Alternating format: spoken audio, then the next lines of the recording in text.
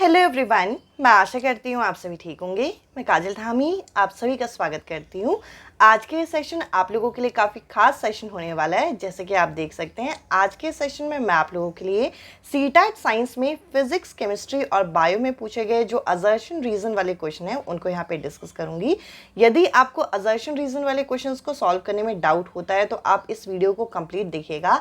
आप लोगों के एग्जाम में जितने भी असर्शन रीज़न वाले क्वेश्चन यहाँ पे पूछे गए हैं उनको मैं सारे कंबाइल करके यहाँ पे लेके आई हूँ, ताकि आप लोगों के एग्जाम में अगर 2 से 3 क्वेश्चन असर्शन रीजन के यहाँ पे बनते हैं तो आप उनको इजीली यहाँ पे सॉल्व कर पाएं और उनमें आपका स्कोर जो है यहाँ पे इंक्रीज हो। तो एग्जाम बहुत पास है, अपने टाइम को अच्छे से यहाँ पे यूटिलाइज करना है। और अगर आप सीटेट साइंस की या मैथ्स की मैराथन का यहाँ पे वेट कर रहे हैं या फिर आप लोगों ने मैराथन नहीं देखी, तो कमेंट सेक्शन में आप लोगों को पिन फॉर्म में यहाँ पे साइंस और मैथ्स की जो क्लास की लिंक है वो यहाँ पे मैंने प्लेलिस्ट के फॉर्म में यहाँ पे ऐड की हुई है। आप उन क्लासेस को देखिएगा, वहाँ पर मैंने आप लोगों के मैराथन सेशन यहाँ पे ऐड कर दिए हैं ताकि आप लोगों को सारी वीडियोस जो है सिस्टमैटिक मिले।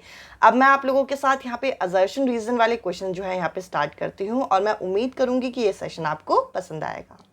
अब मैं आप लोगों के साथ आज का इंपॉर्टेंट सेशन यहाँ पे शुरू करूंगी और सभी क्वेश्चन यहाँ पे हम लोगों के असर्शन रीजन यानी कि अभिकथन तर्क से संबंधित होंगे। इस तरीके के क्वेश्चन जब आपके एग्जाम में पूछे जाते हैं तो आपको ऑप्शन कुछ इस तरीके से दिए जाते हैं, जैसे कि ए और आर दोनों ही आपका करेक्ट है और आर जो है वो करेक्ट एक्सप्लेनेशन देता है ए का। या फिर आप लोगों को बोला जाता है कि दोनों अपनी अपनी जगह सही है परंतु आर जो है वो सही व्याख्या नहीं करता ए का। या फिर ये बोला जाता है कि ए जो है वो आपका करेक्ट है जबकि आर जो है वो इनकरेक्ट है। ए और आर क्या है? ए आपका है असर्शन, आर है आपका रीजन। इसके अलावा यहाँ पे ये बोल दिया जाता है कि दोनों के दोनों या तो गलत है और आपको किसी एक ऑप्शन को यहाँ पे चूज करके बताना होता है कि क्या करेक्ट आंसर है। तो देखिए असर्शन यहाँ पे हम लोगों को क्या दे रखा है, यहाँ पे हम लोगों को बोल रखा है the stars in the night sky appear to move east to west, यानी कि अगर आप रात्रि में आकाश में तारे को देखोगे तो वो आपको पूर्व से पश्चिम की ओर गति करता हुआ दिखाई पड़ता है। और इसका कारण क्या बता रखा है? इसका कारण हम लोगों को ये बता रखा है क्योंकि हमारी जो पृथ्वी होती है ये कहाँ से कहाँ मूव करती है, ये वेस्ट से ईस्ट मूव करती है। तो देखिए जो अर्थ एंड सोलर सिस्टम करके चैप्टर है, अगर आपने उसमें पढ़ा होगा तो हम लोगों को अलग अलग जो प्लैनेट है, अलग अलग जो ग्रह हैं उनके रोटेशन के बारे में बताया जाता है, जो कि मैंने आप लोगों के साथ सेशन में भी डिस्कस किया था, जिसमें हम लोगों को ये तो पता चल गया कि ये जो आपका यहाँ पे रीजन है, ये जो तर्क है वो तो सही है कि अर्थ कहाँ से कहाँ मूव करती है, वेस्ट से ईस्ट मूव करती है। तो यहाँ पे हम लोगों का तर्क जो है यहाँ पे सही दे रखा है। तो ये आपके 2 ऑप्शन इस क्वेश्चन के आंसर नहीं हो सकते, यानी कि थर्ड और फोर्थ नहीं हो सकता। थर्ड में बोल रखा है कि जो रीजन है वो आपका यहाँ पे गलत है और फोर्थ में बोल रखा है कि दोनों के दोनों ही गलत है। अब आपको ये भी पता होना चाहिए क्योंकि हमारी पृथ्वी जो है ये आपका पश्चिम से पूर्व की ओर घूमती है, इसीलिए हमें रात्रि में जो आकाश के तारे हैं वे आपको पूर्व से पश्चिम की ओर गति करते हुए प्रतीत होते हैं। ऐसा नहीं होता कि वो असल में मूव कर रहे हैं, हमें लगता है कि उनके मूवमेंट हो रही है। और ये क्यों होता है? क्योंकि हमारी अर्थ यहाँ पे रोटेट कर रही होती है। तो हम यहाँ पे कह सकते हैं कि दोनों के दोनों यहाँ पे करेक्ट हैं। इस हिसाब से इस क्वेश्चन का जो करेक्ट आंसर होगा वो होगा पहला ऑप्शन, यानी कि ए और आर दोनों ही सही है और आर जो है करेक्ट एक्सप्लेनेशन देता है। अर्थ के रोटेशन की वजह से, पृथ्वी के गति की वजह से हम लोगों को रात्रि में जो तारे होते हैं वे भी गति करते हुए दिखाई पड़ते हैं, वो भी उसकी विपरीत दिशा में, उसके अपोजिट डायरेक्शन में। अब इसके अलावा नेक्स्ट क्वेश्चन आप यहाँ पे देखेंगे। नेक्स्ट क्वेश्चन हम लोगों के सामने, और ये जो क्वेश्चन आप यहाँ पे देख रहे हैं अभी जो रिसेंट एग्जाम हुआ था उसके क्वेश्चन से हम स्टार्ट कर रहे हैं और धीरे धीरे हम प्रीवियस ईयर तक मूव करेंगे। अब यहाँ पे हमें असर्शन जो है कुछ इस तरीके से दे रखा है। यहाँ पे बोल रखा है ड्राइड रेजिन, अब जो आपकी किशमिश होती है, सूखी हुई किशमिश, अगर उसको हम पानी में डाल दें तो उसमें क्या हो जाता है, वे कुछ टाइम बाद फूल जाती है और उसमें ऑस्मोसिस हो जाता है, यानी कि किशमिश जो है आपको फूली फूली हुई लगती है। ये आपने यहाँ पे किस में देखा होगा, ये आपने खीर में भी देखा होगा। जब आप खीर वगैरह बनाते हैं और उसमें ड्राई फ्रूट किशमिश डालते हैं तो किशमिश क्या होती है, फूल जाती है। अब इसमें हम लोगों को इसका तर्क जो है क्या दे रखा है कि जो प्लांट सेल होता है उसके पास सिलेक्टिव परमेएबल मेम्ब्रेन होती है, जिसे आप सेल मेम्ब्रेन बोलते हो। सिंपल सी बात है, ये हम लोगों का सेल चैप्टर से कॉन्सेप्ट जो है यहाँ पे पूछ रखा है। हम लोग अगर एक नॉर्मल सेल को देखें तो ये आपका सेल होता है, ये इसका क्या होता है, ये इसका केंद्रक, यानी कि यहाँ पे होता है आपका न्यूक्लियस। और इसको आप क्या बोलते हैं, इसको आप यहाँ पे सेल मेम्ब्रेन के नाम से जानते हैं। अब होता क्या है कि ये जो सेल मेम्ब्रेन होती है इसको हम सिलेक्टिव परमेएबल मेम्ब्रेन बोलते हैं। क्यों? क्योंकि ये चीज़ों को सिलेक्ट करके ही इस सेल के अंदर या फिर आपका बाहर जाने देती है। अब हो क्या रहा है कि ये जो ड्राई रेजिन है यानी कि सूखी हुई किशमिश है, इसमें अभी पानी की कमी है और ऑस्मोसिस क्या बोलता है, ऑस्मोसिस ये बोलता है कि पानी मूव करेगा कहाँ से कहाँ, जहां पर आपका हाई कंसंट्रेशन होगा वहां से लो कंसंट्रेशन की तरफ। क्योंकि आपको देखने को मिल रहा है कि ये जो किशमिश है अभी सूखी सूखी है, इसमें पानी नहीं है, तो अभी यहाँ पे क्या होगा, किशमिश के अंदर, अब मान के चलिए कि ये जो मैंने सेल बनाया ये किसका सेल है, ये आपका रेजिन यानी कि किशमिश का सेल है, और इसके अंदर अभी पानी मूव करेगा क्योंकि हाई से कहाँ जाता है पानी, लो जाता है। तो यहाँ पे दोनों के दोनों जो आपका असर्शन और रीजन है यहाँ पे करेक्ट है। तो इस क्वेश्चन का फर्स्ट जो ऑप्शन होगा करेक्ट आंसर है। इस क्वेश्चन में क्या था कि ड्राई रेजिन को अगर हम पानी में डालते हैं तो वो फूल जाती है क्योंकि उसमें पानी अंदर की तरफ जाता है, और ये जो हमारा सिलेक्टिव परमेएबल मेम्ब्रेन होता है ये चीज़ों को सिलेक्ट करके ही अंदर और बाहर जाने देता है। दोनों के दोनों सही होने की वजह से इस क्वेश्चन का सेकंड जो ऑप्शन है यहाँ पे, फर्स्ट जो ऑप्शन है यहाँ पे करेक्ट आंसर है। अब नेक्स्ट क्वेश्चन आप यहाँ पे देखेंगे और एक पेपर सेट में यकीन मान के चलिए कि 3 से 4 आपको असर्शन रीजन बेस्ड क्वेश्चन देखने को मिल जाते हैं, चाहे वो पेडागोजी सेक्शन में देखने को मिले, चाहे वो कंटेंट के सेक्शन में देखने को मिले, आपको इस तरीके के क्वेश्चन देखने को मिलेंगे। तो आपको इसे अच्छी तरीके से यहाँ पे करना है। अब यहाँ पे हम लोगों को दो स्टेटमेंट इस बार दे रखा है, एक का नाम दे रखा है S1 और एक का नाम दे रखा है S2।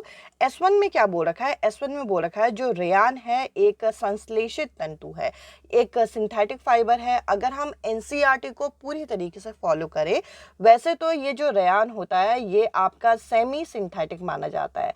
सेमी सिंथेटिक क्यों माना जाता है, क्योंकि इसको बनाने के लिए हम वुड पल्प का यूज करते हैं, और वुड पल्प जो है एक आपका क्या है, एक आपकी प्राकृतिक चीज है, तो इसे आप सेमी सिंथेटिक बोलते हैं।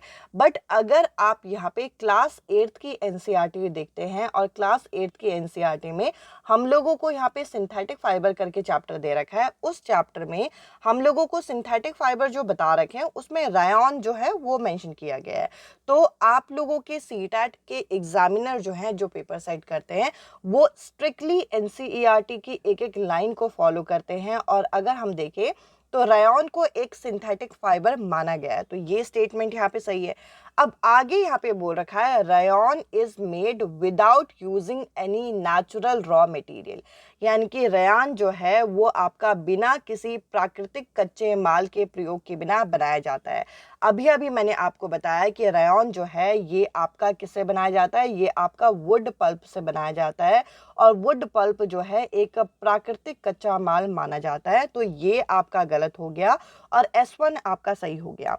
तो इस हिसाब से इस क्वेश्चन का सेकंड जो ऑप्शन होगा वो सही है, यानी कि S1 इसमें सही है, जबकि S2 जो है यहाँ पे हमें गलत दे रखा है। अब मैं आप लोगों के साथ नेक्स्ट क्वेश्चन यहाँ पे डिस्कस करती हूँ। फिर से आप लोगों के सामने एक और असर्शन रीजन का क्वेश्चन हम लोगों को यहाँ पे दे रखा है। अब देखिए, कई ऐसे क्वेश्चन होते हैं जिसमें ये वाला ऑप्शन आपका सही माना जाता है, यानी कि दोनों के दोनों सही है पर करेक्ट एक्सप्लेनेशन नहीं है। आपको कैसे पता चलेगा करेक्ट एक्सप्लेनेशन नहीं है? अब ऐसे किसी क्वेश्चन जिसमें दोनों ही स्टेटमेंट सही हो बट दोनों के बीच में कोई लिंक ना हो, ऐसे ऑप्शन में हम लोग इस वाले ऑप्शन को टिक करेंगे। अब इस क्वेश्चन को अगर हम देखें तो असर्शन हमें क्या दे रखा है, असर्शन ये दे रखा है कि stomach produce hydrochloric acid that help in break down of food. हम लोगों ने डाइजेशन वाले टॉपिक में पढ़ा है कि स्टमक में हमारा जो गैस्ट्रिक जूस होते हैं वे आपका HCl रिलीज करते हैं, जो कि डाइजेशन में हेल्प कर रहे हैं। और ये डाइजेशन में कैसे हेल्प करते हैं, ये यहाँ पे पेप्सिन को क्या करते हैं, पेप्सिन को यहाँ पे इसे एक्टिवेट करते हैं, पेप्सिन को एक्टिवेट करते हैं और प्रोटीन डाइजेशन शुरू होता है।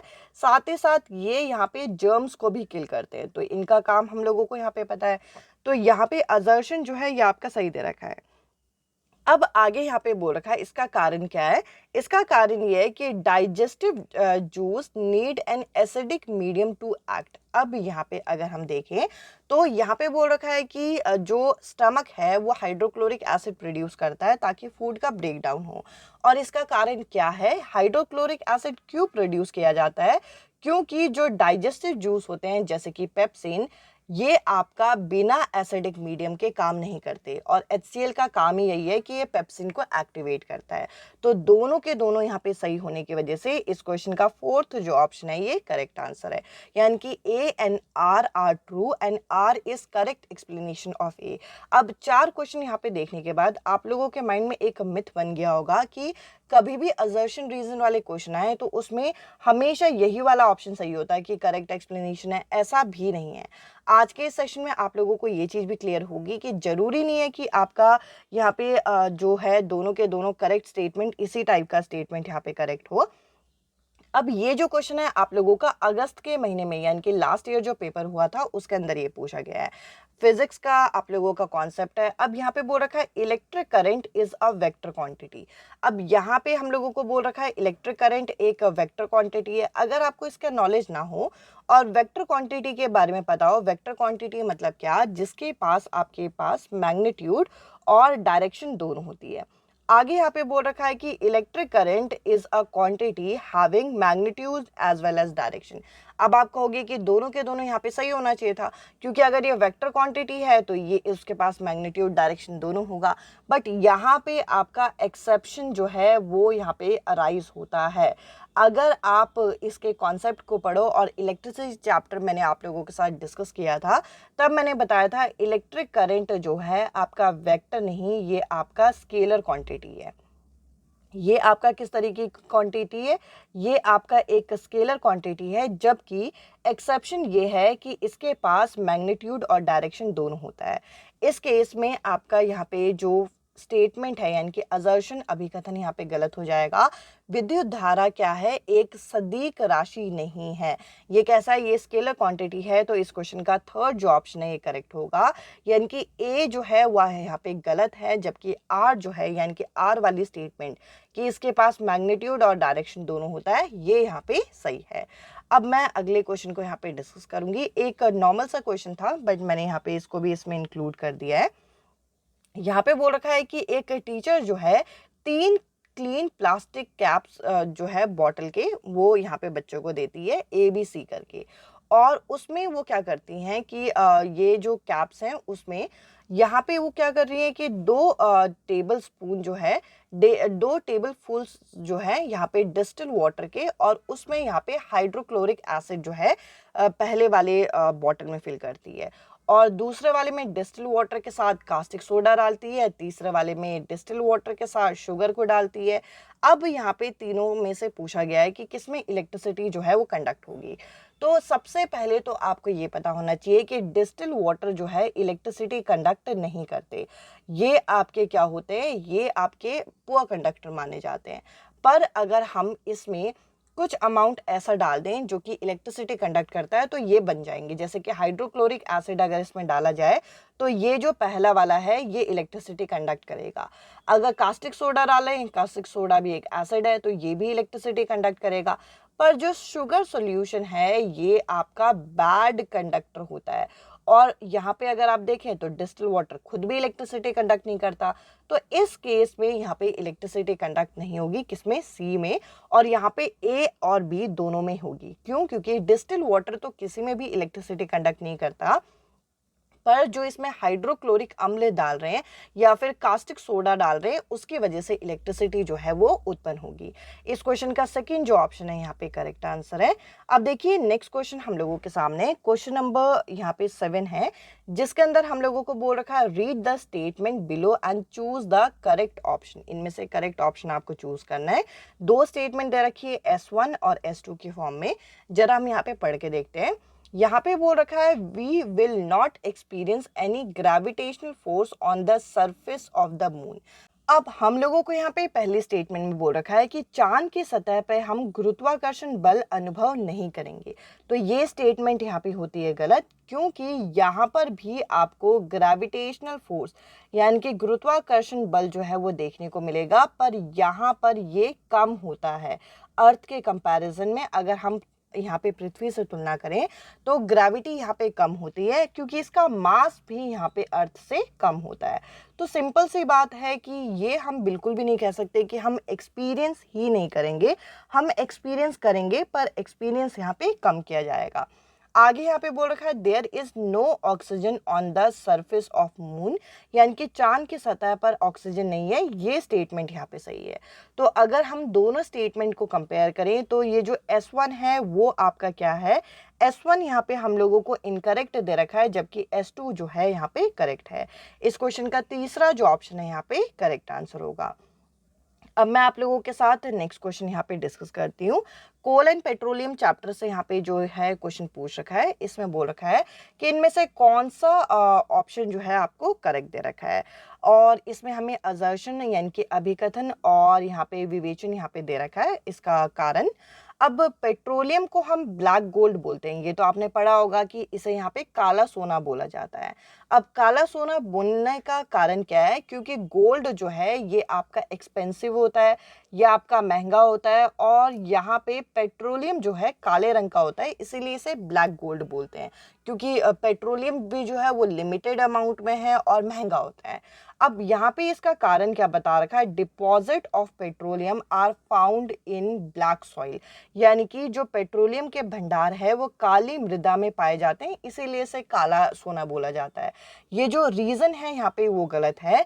रीज़न इसका ये है कि ब्लैक गोल्ड बोलने का, क्योंकि गोल्ड जो होता है ये एक्सपेंसिव होता है, और यहाँ पे पेट्रोलियम भी एक्सपेंसिव है, लिमिटेड है, इसीलिए, और क्योंकि काले रंग का है इसीलिए इसे ब्लैक गोल्ड बोलते हैं। तो यहाँ पे आप देख सकते हैं कि आपके कॉन्सेप्ट जो है इन क्वेश्चंस को करने के लिए स्ट्रांग होने चाहिए। यहाँ पे असर्शन जो है यानी कि पेट्रोलियम को ब्लैक गोल्ड बोलते हैं, ये सही दे रखा है, पर क्यों बोलते हैं ये गलत दे रखा है। इस वजह से इस क्वेश्चन का तीसरा जो ऑप्शन होगा ये करेक्ट आंसर है। अब मैं आप लोगों के साथ नेक्स्ट क्वेश्चन यहाँ पे डिस्कस करती हूँ। नेक्स्ट क्वेश्चन हम लोगों के सामने, जिसके अंदर हम लोगों को बोल रखा है कि आपको इन स्टेटमेंट को केयरफुली रीड करना है और जो करेक्ट आंसर है उसको यहाँ पे सिलेक्ट करना है। तो असर्शन जो अभिकथन हमें दे रखा है वे क्या दे रखा है, the volume of all solid increase on melting, यानी कि सभी सॉलिड जो होते हैं उनका वॉल्यूम जो है, उनका जो यहाँ पे आप देखोगे आयतन जो है वो आपका मेल्ट करने पे बढ़ता है। यूजुअली हम ये देखते हैं कि अगर आप किसी भी सॉलिड को मेल्ट करोगे तो वो आपका क्या होगा, वो आपका एक्सपैंड होगा। तो हम लोगों को लगता है कि ये स्टेटमेंट यहाँ पे सही है, पर यहाँ पे ऑल लिखने की वजह से ये गलत हो जाता है, क्योंकि आपको इसमें भी पता होना चाहिए कि एक एक्सेप्शन यहाँ पे है डायमंड। अगर आप डायमंड जो कि एक सॉलिड स्टेट में होता है, अगर आप इसे यहाँ पे मेल्ट करोगे तो ये एक्सपैंड नहीं होता। तो ये आपका क्या हो जाएगा, ये असर्शन यहाँ पे हो जाएगा इनकरेक्ट। इसका यहाँ पे कारण क्या बोल रखा है, इसका कारण ये बोल रखा है जब आप किसी ठोस को यहाँ पे पिघलाओगे, किसी भी सॉलिड को यहाँ पे मेल्ट करोगे, तो उस केस में जो उसके परमाणु होते हैं, जो उसके एटम होते हैं, उसका यहाँ पे आमाप जो है यानी कि जो उसका साइज होता है वह यहाँ पे बढ़ जाता है। तो उसका साइज नहीं बढ़ता, उनके बीच का जो स्पेस है वो बढ़ता है, तो हम लोगों को लगता है वो एक्सपैंड हो रहे हैं। तो यहाँ पे ये भी गलत है। तो यहाँ जो करेक्ट आंसर होगा वो होगा फोर्थ ऑप्शन, यानी कि बोथ ए और आर जो आपको दे रखा है वे आपका है फॉल्स। आप जब भी असर्शन रीजन वाले क्वेश्चन करें उन क्वेश्चंस में जरूर देखिएगा कि मैक्सिमम क्वेश्चन में आपको ट्विस्ट जरूर दिया होगा। अब यहाँ पे हम लोगों को अगेन एक और असर्शन रीजन यहाँ पे दे रखा है। आज का ये कंप्लीट सेशन हमारा असर्शन रीजन पे ही है। इतने क्वेश्चन करने के बाद आपको एक आइडिया लग जाएगा कि आपको एग्जाम में इन्हें किस तरीके से डील करना है। असर्शन है कि शुगर सॉल्यूशन जो है एक गुड कंडक्टर ऑफ इलेक्ट्रिसिटी है। तो देखिए इलेक्ट्रिसिटी चैप्टर से असर्शन रीजन के कई क्वेश्चन है। चीनी जो है विलयन विद्युत का यहाँ पे सुचालक है, ये बता रखा है, जबकि चीनी जो है ये आपका कैसा होता है, ये आपका बैड कंडक्टर होता है, गुड कंडक्टर नहीं होता। तो ये आपका यहाँ पे हो जाएगा गलत। इसके अलावा हम लोगों को आगे क्या बता रखा है, sugar does not dissociate into ions in water. Simple सी बात है, चीनी जो है अपने आयंस में यहाँ पे विखंडित नहीं होती, और जो अपने आयंस में डिसोसिएट नहीं होते पानी में, वो इलेक्ट्रिसिटी कंडक्ट नहीं करते। जब भी कोई चीज़ इलेक्ट्रिसिटी कंडक्ट करती है तो वो अपने आयंस रिलीज करती है। तो यहाँ पर ये चीज़ जो है वो सही दे रखी है कि शुगर जो है पानी में अपने आयंस में डिसोसिएट नहीं होता। तो हम यहाँ पे क्या कहेंगे, हम यहाँ पे कहेंगे कि ए तो यहाँ पे फॉल्स है, यानी कि असर्शन जो है वो गलत है, क्योंकि चीनी जो है गुड कंडक्टर नहीं है, सुचालक नहीं है, वो कुचालक है, वो बैड कंडक्टर है। तो ये तो यहाँ पे हो गया गलत। पर आर जो है वो सही दे रखा है कि पानी जो है, सॉरी, चीनी जो है पानी में डिसोसिएट नहीं करती। ये यहाँ पे हम लोगों को सही दे रखा है। अब ये जो नेक्स्ट क्वेश्चन हम लोगों को दे रखा है, ये आपका साउंड चैप्टर का है। साउंड चैप्टर से हम लोगों को असर्शन रीजन का एक क्वेश्चन दे रखा है। अब अगर हम इस क्वेश्चन को यहाँ पे रीड करें तो देखिए यहाँ पे हम लोगों को बोल रखा है असर्शन कि the sound of whistle is shriller than the sound produced by beating of a drum. यानी कि अगर आप किसी सीटी को बजाओगे तो उसकी जो यहाँ पे श्रिलनेस है, वो मतलब तीखापन जो है वो ढोल से आपका ज़्यादा होगा। तो देखिए ड्रम को जब आप बजाते हो तो ज़्यादा तीखापन आपको नहीं सुनाई देता, जबकि सीटी को जब बजाते हैं तब आपको ये चीज़ सुनाई पड़ती है। और इसका कारण क्या होता है, इसका अगर हम यहाँ पे कारण देखें तो यहाँ पे हम लोगों को पता चलता है कि इसकी पिच जो होती है कहीं ना कहीं ज़्यादा होती है। पिच जो है आपकी ये जो श्रिलनेस है उसको यहाँ पे बताती है। अब आगे यहाँ पे बोल रखा है amplitude of sound vibration produce by whistle is higher than amplitude of loudness. अब देखिए एम्पलीट्यूड ऑफ ड्रम, एम्पलीट्यूड जो होता है, ये जो आयाम जिसके यहाँ पे बात की जा रही है सेकेंड स्टेटमेंट में, आयाम जो है वो आपका लाउडनेस, यानी कि लाउडनेस जो होती है, प्रबलता जो होती है, वे आपका यहाँ पे एम्पलीट्यूड यानी कि आयाम पर निर्भर करती है।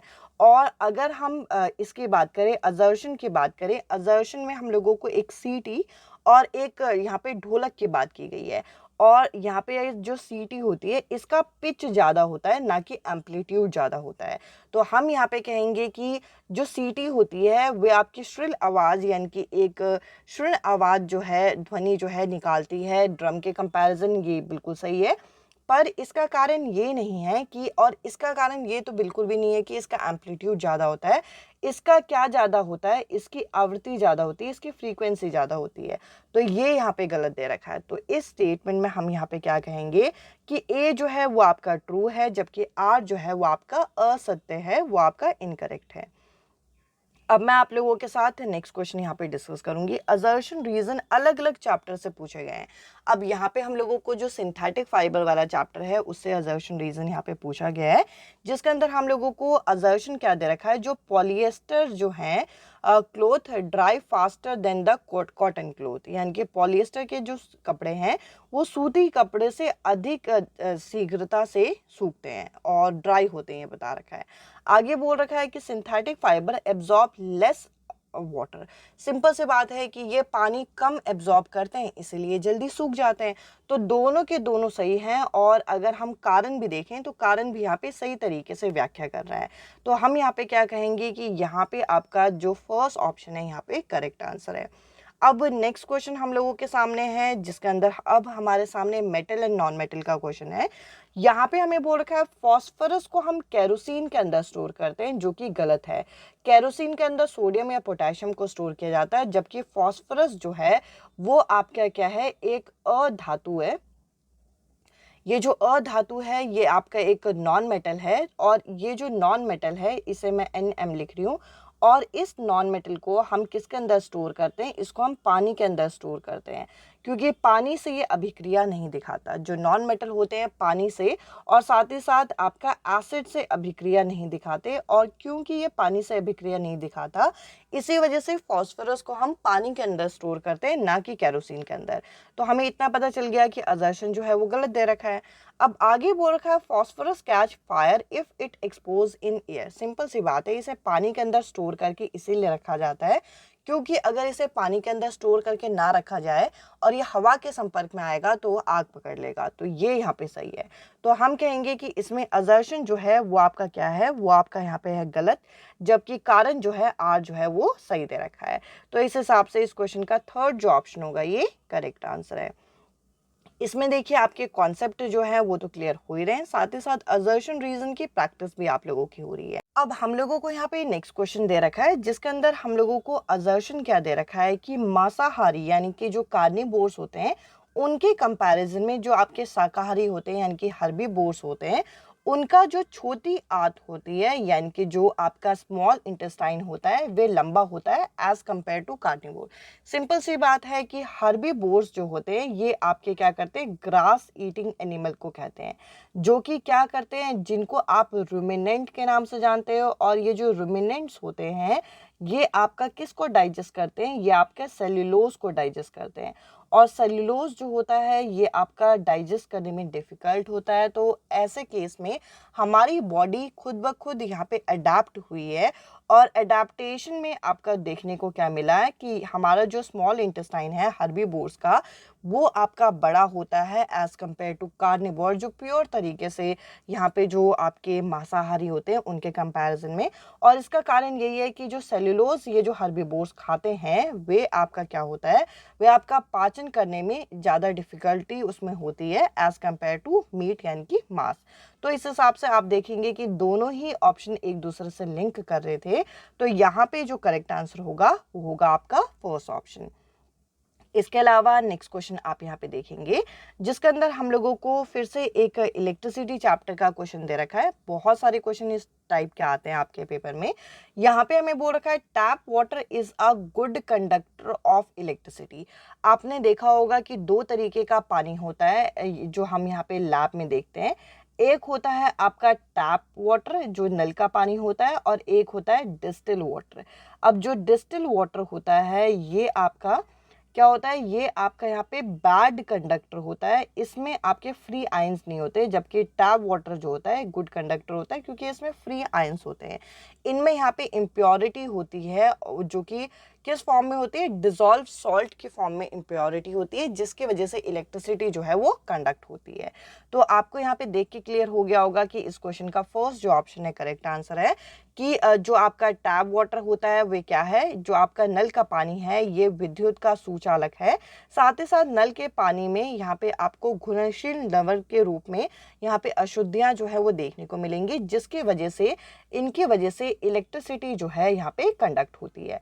तो हम कहेंगे कि इस क्वेश्चन का फर्स्ट जो ऑप्शन है यहाँ पे करेक्ट आंसर है।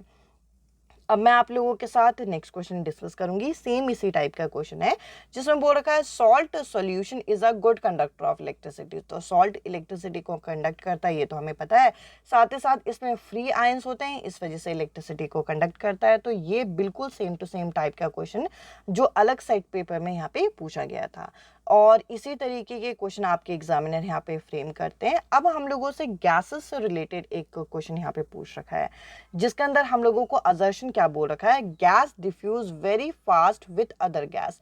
आपने यहाँ पे पढ़ा होगा कि हम लोग जो परफ्यूम वगैरह लगाते हैं, परफ्यूम की जो स्मेल है या फिर खाना जो कुकिंग के टाइम में जो आपकी स्मेल होती है वे जल्दी आपका मूव करती है। क्यों मूव करती है, क्योंकि वो गैस के साथ डिफ्यूज़ हो जाती है, और गैस जो होता है वो दूसरे गैस के साथ तीव्रता से यहाँ पे क्या करता है, डिफ्यूजन करता है। ये तो सही है।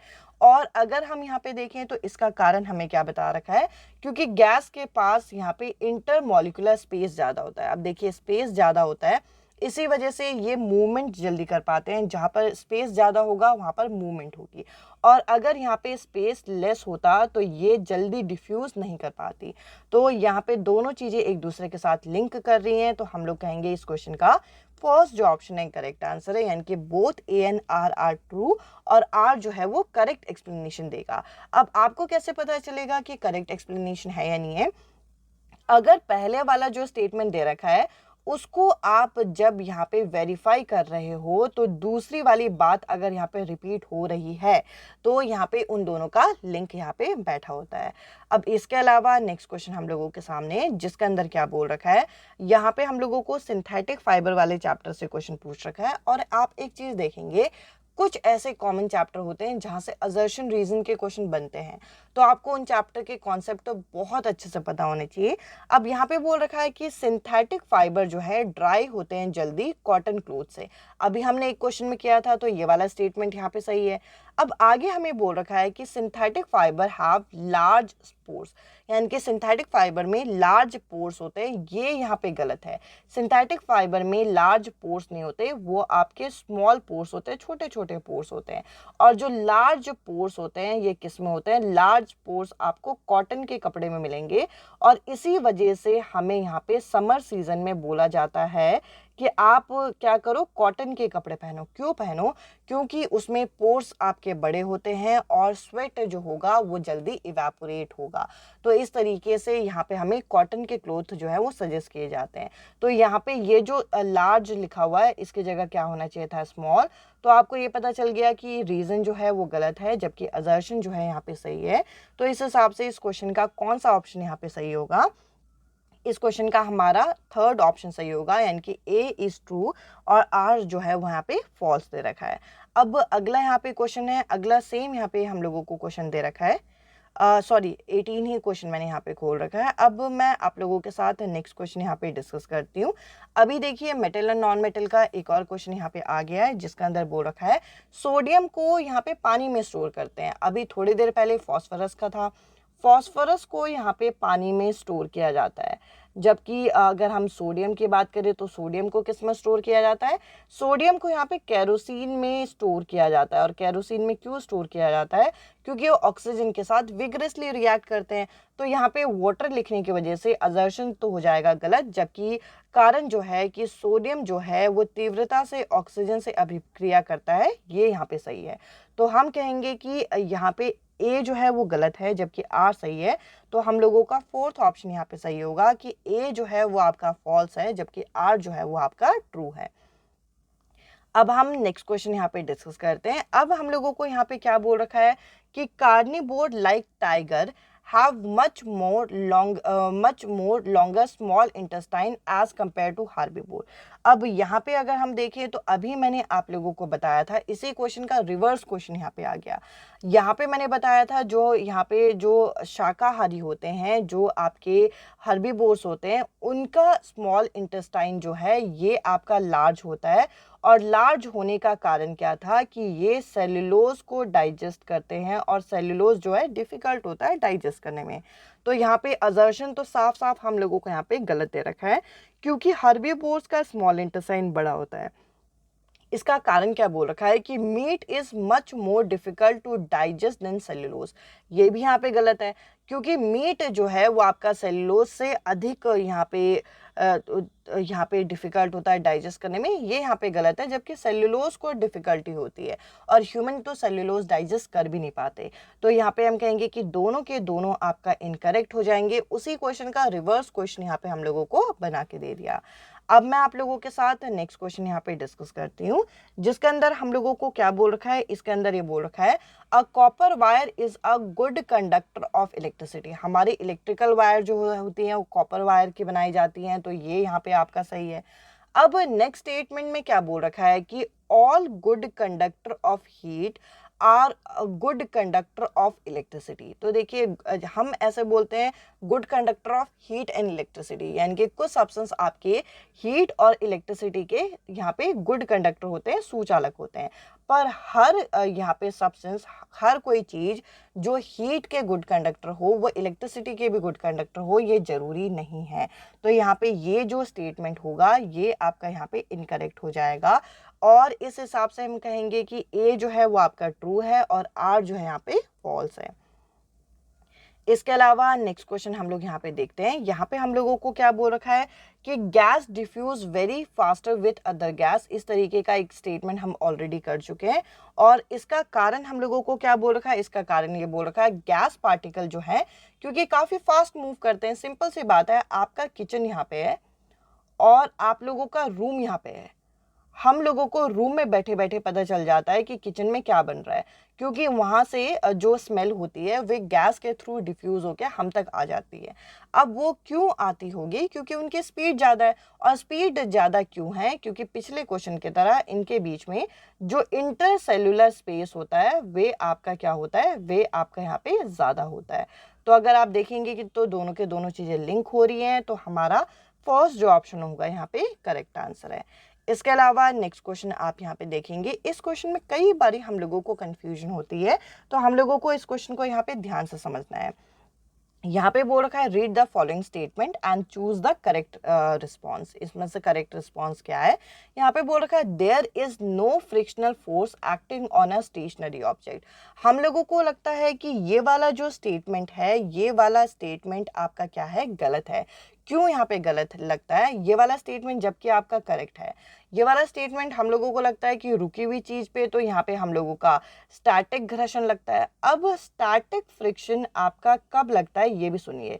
रुकी हुई चीजों पे स्टैटिक फ्रिक्शन आपका तब लगेगा जब कोई इसे मूव करने की कोशिश करेगा। जब हम इसे यहाँ पे मूव करने की क्या करें, इसे यहाँ पे कोशिश अगर हम करते हैं, यानी कि इसे हम ट्राई करते हैं कि ये ऑब्जेक्ट यहाँ पे मूव करे और ये ऑब्जेक्ट अभी रुका हुआ है और इसमें कोई मोशन नहीं हो रहा, तो हमारा होता है स्टैटिक फ्रिक्शन। पर अगर कोई चीज़ स्थिर है, उसमें कोई मूवमेंट नहीं है, तो कोई भी फ्रिक्शन नहीं होगा। ये यहाँ पे सही है, इस चीज़ को समझिएगा। अगर कोई ट्राई कर रहा है इसको मूव करने का और अभी वो चीज़ खिसक नहीं रही तो हम कहेंगे स्टैटिक फ्रिक्शन भी लग रहा होगा तभी वो चीज़ खिसक नहीं रही। पर यहाँ पे हमें बोल रखा है कि किसी स्थिर वस्तु में कोई भी घर्षण बल जो है कार्य नहीं करता और जब तक आप मूव करने की कोशिश ना करो तब तक वो जो कार्य है वो करेगा भी नहीं। अब आगे बोल रखा है friction act only in a moving object. Friction सिर्फ मूविंग ऑब्जेक्ट पे नहीं लगता, रुकी हुई चीज पे भी लगता है। अगर आप ट्राई करोगे मूव करने का तो ये आपका इंपॉर्टेंट हो जाता है। तो यहाँ पे हम कहेंगे कि ए जो है वो आपका करेक्ट है जबकि आर जो है वो आपका फॉल्स है। आई होप ये क्वेश्चन आपको यहाँ पे क्लियर हुआ होगा। अब हम लोगों को नेक्स्ट क्वेश्चन यहाँ पे बोल रखा है जो आपका earth and solar system chapter से हमें क्वेश्चन यहाँ पे दे रखा है जिसमें हमें बोल रखा है Venus is hotter than Mercury though it is far from sun than Mercury. अब यहाँ पे हम लोगों को बोल रखा है कि अगर हम यहाँ पे देखें जो वीनस है वे आपका मरकरी से ज़्यादा हॉट है, इनके गर्म है, जबकि मरकरी की तुलना में ये सन से दूर है। और हमें अगर फैक्ट पता होगा तो ये वाला फैक्ट यहाँ पे करेक्ट है। अब आगे इसका कारण क्या बता रखा है? इसका कारण यहाँ पे ये बता रखा है कि यहाँ पर आपका जो इसका रोटेशन है वो आपका वेस्ट टू ईस्ट होता है, जबकि इसका कारण ये नहीं है। इसका कारण यहाँ पे ये है कि यहाँ पर आपको ग्रीन हाउस इफेक्ट जो है वे आपको यहाँ पे ज़्यादा देखने को मिलता है। और ग्रीन हाउस इफेक्ट क्या बोलता है कि जो सन की रेज हैं वो यहाँ पे क्या हो जाएंगे, यहाँ पे ट्रैप हो जाती हैं। तो हीट यहाँ पे ज़्यादा ट्रैप होने की वजह से वीनस जो होता है वे आपका ज़्यादा गर्म होता है ग्रीन हाउस इफेक्ट दिखने की वजह से। और अगर कारण ये बताया होता तो ये सही होता। अब ये बोल रहे हैं कि मरकरी से, यानी कि बुध जो है वो आपका शुक्र से अधिक गर्म है और इसका कारण ये है कि जो शुक्र है वो पश्चिम से ये पूर्व से पश्चिम की ओर घूमता है, उसके घूमने की वजह से वो गर्म नहीं है, उसमें आपको ग्रीन हाउस इफेक्ट जो है वो ज़्यादा दिखता है, इस वजह से वो गर्म है। और यहाँ पे हम कहेंगे कि अगर आप देखें तो दोनों के दोनों स्टेटमेंट यहाँ पे अपनी अपनी जगह सही है कि जो वीनस होता है ये आपका, यानी कि जो बुध है वो शुक्र से अधिक गर्म है, ये सही है। और ये भी सही है कि जो हमारा यहाँ पे शुक्र होता है ये पूर्व से पश्चिम की ओर घूमता है। पर इनका जो रीज़न दे रखा है, जो आपको तर्क दे रखा है, वे यहाँ पे गलत है। तो हम ये नहीं कह सकते कि दूसरी स्टेटमेंट ही गलत है, दूसरी स्टेटमेंट भी सही है, पर इनका कारण गलत दे रखा है। तो हम लोग इस क्वेश्चन में सेकेंड ऑप्शन को टिक करेंगे। ध्यान से देखिए मैंने सेकेंड ऑप्शन को क्यों टिक किया, क्योंकि यहाँ पे हमें पता है कि जो बुध है वो शुक्र से अधिक गर्म है, यानी कि वीनस जो है मरकरी से अधिक गर्म है। क्यों? क्योंकि इसमें ग्रीन हाउस इफेक्ट होता है और ग्रीन हाउस इफेक्ट अर्थ को यहाँ पे वीनस को यहाँ पे हीट ट्रैप करने में मदद करता है। अब कारण वाली स्टेटमेंट में क्या बोल रखा है कि शुक्र जो है पूर्व से पश्चिम की ओर घूमता है, इसकी परिक्रमा जो है वो आपको सही दे रखी है, पर इन दोनों का जो व्याख्या है यहाँ पे एक्सप्लेनेशन वो गलत है। तो हम लोग कहेंगे कि इस क्वेश्चन का सेकंड जो ऑप्शन है वो यहाँ पे करेक्ट आंसर है। अब मैं आप लोगों के साथ नेक्स्ट क्वेश्चन यहाँ पे डिस्कस करूंगी। नेक्स्ट क्वेश्चन हम लोगों के सामने जिसमें बोल रखा है, अगेन आपको ये स्टेटमेंट यहाँ पे रीड करना है और इसके अंदर बोल रखा है it is easy to slide lighter object than a heavier object. ये तो बिल्कुल सही है कि आप हल्की चीज को जल्दी स्लाइड कर पाओगे और भारी चीज की अपेक्षा उसे जल्दी यहाँ पे खिसका पाओगे, यानी कि हिला पाओगे। तो ये यहाँ पे सही दे रखा है। अब इसका यहाँ पे कारण क्या बोल रखा है और इसका रीजन क्या दे रखा है, friction is inversely proportional to mass of the object, यानी कि फ्रिक्शन बल जो है, घर्षण बल जो है वो आपका मास के इनवर्स प्रोपोर्शन है। इनवर्स प्रोपोर्शन नहीं है, वो आपका डायरेक्ट प्रोपोर्शन है। क्यों डायरेक्ट प्रोपोर्शन है? क्योंकि मास ज़्यादा होगा तो फ्रिक्शन भी ज़्यादा होगा। तो यहाँ पे ये हम लोगों को यहाँ गलत दे रखा है। तो हम कहेंगे कि जो थर्ड ऑप्शन यहाँ पे सही है, यानी कि ए जो है वो आपका करेक्ट है, जबकि आर जो है यहाँ पे इनकरेक्ट है। इसके अलावा नेक्स्ट क्वेश्चन हम यहाँ पे देखेंगे। अब यहाँ पे हम लोगों को बायो का एक असर्शन रीजन का क्वेश्चन दे रखा है। इसमें बोल रखा है मसल सेल जो है होते हैं वे आपके लॉन्ग और थिन शेप के होते हैं, और ये आपको यहाँ पे सही दे रखा है। इसमें कारण क्या दे रखा है कि जो मसल सेल होते हैं, सबसे पहले तो आपको ये पता होना चाहिए कि हमारी बॉडी में मसल सेल जो होते हैं ये मूवमेंट में हमें मदद करते हैं। और ये मूवमेंट करते क्या है, ये मूवमेंट करते हैं अपने आप को कॉन्ट्रैक्ट और एक्सपैंड करके। तो सिंपल सी बात है, ये एकदम से सिकुड़ जाते हैं, एकदम से खुल जाते हैं, जिसकी वजह से हमारी बॉडी में मूवमेंट हो पाता है। और यहाँ पे बोल रखा है कि मसल सेल जो होते हैं लॉन्ग और थिन इसलिए होते हैं क्योंकि इसके मदद से उनमें कॉन्ट्रैक्शन और एक्सपेंशन होता है, जो कि उसका एक मेन फंक्शन भी है। तो यहाँ पे हम कहेंगे कि इस क्वेश्चन का फर्स्ट जो ऑप्शन होगा ये करेक्ट आंसर है, यानी कि both A and R are true, और आर जो है वो करेक्ट एक्सप्लेनेशन, करेक्ट तरीके से व्याख्या उसकी कर रहा है। अब हम यहाँ पे नेक्स्ट क्वेश्चन जो है वो डिस्कस करते हैं, जिसमें हम लोगों को क्या बोल रखा है कि लिक्विड कार्बन डाइऑक्साइड जो है हम लोग यहाँ पे फायर एक्सटिंग्विशर में यूज करते हैं, जो कि यहाँ पे सही है। अब आगे यहाँ पे बोल रखा है कि कार्बन डाइऑक्साइड हम लोगों की ऑक्सीजन से हल्की होती है, इस वजह से वो उसके सप्लाई को कट कर देती है। तो देखिए आपको यहाँ पे पता होगा कि यहाँ पे कार्बन डाइऑक्साइड जो है ऑक्सीजन के सप्लाई को कट कर देती है, पर इस वजह से नहीं करती क्योंकि वो उससे हल्की है। तो यहाँ पे हम लोगों को कारण जो है वो आपका गलत दे रखा है। तो इस हिसाब से कारण की स्टेटमेंट पूरी गलत है। हल्की है इस वजह से उसकी सप्लाई को कट कर रही है, ये यहाँ पे आपका सेंस गलत है। तो इस वजह से इस क्वेश्चन का तीसरा जो ऑप्शन है यहाँ पे करेक्ट आंसर है, यानी कि ए इज ट्रू और आर जो है आपका फॉल्स दे रखा है। अब हम नेक्स्ट क्वेश्चन यहाँ पे डिस्कस करते हैं, जिसमें हम लोगों को बोल रखा है कि the leaf other than green also have chlorophyll. अब यहाँ पे बोल रखा है कि हरी पत्तियों के अलावा भी अन्य पत्तियों में आपका क्लोरोफिल जो है वहाँ पे पाया जाता है। अब photosynthesis takes place in these leaf also. अब यहाँ पे बोल रखा है हरी पत्तियों के अलावा भी बाकी पत्तियों में आपका क्लोरोफिल जो है वो आपको मिल जाएगा। और जो क्लोरोफिल जहाँ पे होगा वहाँ पे सिंपल सी बात है कि वहाँ पे फोटोसिंथेसिस की अभिक्रिया हो सकती है, क्योंकि जो फोटोसिंथेसिस में क्लोरोफिल का एक मेन यहाँ पे रोल आपको देखने को मिलता है, ये लाइट एनर्जी को एब्जॉर्ब करता है। और इसी वजह से हम कह सकते हैं कि इन जगह पे आपको इस तरीके की पत्तियों में भी यहाँ पे प्रकाश संश्लेषण जो है आपको इस ये प्रक्रिया देखने को मिलेगी। तो हम कहेंगे कि रीजन और असर्शन दोनों ही यहाँ पे सही है। तो इस हिसाब से इस क्वेश्चन का तीसरा जो ऑप्शन होगा यहाँ पे करेक्ट आंसर है। अब नेक्स्ट क्वेश्चन हम लोगों के सामने है। नेक्स्ट क्वेश्चन के अंदर हम लोगों को दो तरीके के यहाँ पे आपको मून के फेजेस देखने को मिलते हैं, जो कि काफ़ी इंपॉर्टेंट है। एक है न्यू मून डे और एक है फुल मून डे। इससे आपका क्वेश्चन पूछा जाता है, बहुत इंपॉर्टेंट है, डायरेक्ट भी आ जाएगा, इस तरीके से असर्शन बेस्ड क्वेश्चन भी आ जाएगा। जो न्यू मून डे होता है उसके अंदर आपको जो मून होता है वे आपको नहीं दिखता। सबसे पहले तो आपको ये पता होना चाहिए। और ये क्यों नहीं दिखता, क्योंकि मून जो होता है उस समय यहाँ पे अर्थ और सन के बीच में होता है। ये यहाँ पे सही दे रखा है कि जो आपको अमावस की रात होती है उसमें चांद जो होता है वे पृथ्वी और सूर्य के यहाँ पे बीच में होता है। ये आपको सही दे रखा है। अब अगली जो स्टेटमेंट है उस वो क्या दे रखी है, उसमें बोल रखा है फुल मून डे, जो पूर्णिमा की रात होती है उसमें जो पृथ्वी होता है वे आपका सूर्य और चांद के बीच में होता है, और ये भी यहाँ पे सही दे रखा है। तो हम कहेंगे कि इस क्वेश्चन का तीसरा जो ऑप्शन है यहाँ पे सही है। इस कॉन्सेप्ट से कई बार आपके पेपर में क्वेश्चन आए हैं, तो इसको आपको अच्छी तरीके से यहाँ पे प्रिपेयर करना है। अब इसके अलावा नेक्स्ट क्वेश्चन यहाँ पे है।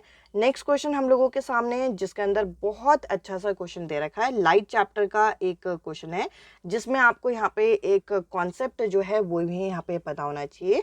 अब देखिए यहाँ पे क्वेश्चन है कि a fish in a lake appear to be larger and raised to the men standing on a shore। अब देखिए यहाँ पे ये बोल रखा है कि अगर यहाँ पे आपका पानी का एक तालाब है और यहाँ पे एक व्यक्ति जो है वो खड़ा है, और अगर आप मान के चलिए कि यहाँ पर एक फिश है, तो ये जो फिश होती है ये इस व्यक्ति को इस जगह पर दिखाई पड़ेगी, ये दिखेगी इस जगह पर, और ये असल में होती है इस जगह पर। ये यहाँ पे बोल रखा है। अब इसका कारण क्या बता रखा है, इसका कारण यहाँ पे बता रखा है कि लाइट रे reaching the man from the fish. अब इस फिश से जो लाइट रे जा रही है वो आपका यहाँ जाते हुए क्या होती है, बेंट होती है, और इस वजह से ये आपको क्या दिखाई पड़ती है, ये आपको यहाँ पर इस जगह पे दिखाई पड़ती है।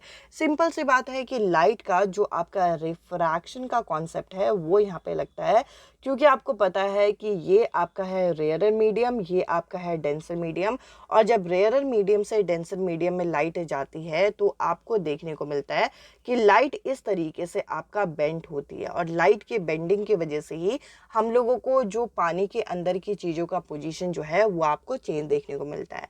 असल में जो चीज़ आपको थोड़ी ऊपर दिखती है वो चीज़ असल में थोड़ी नीचे होती है, तो ये आपको यहाँ पे पता होना चाहिए।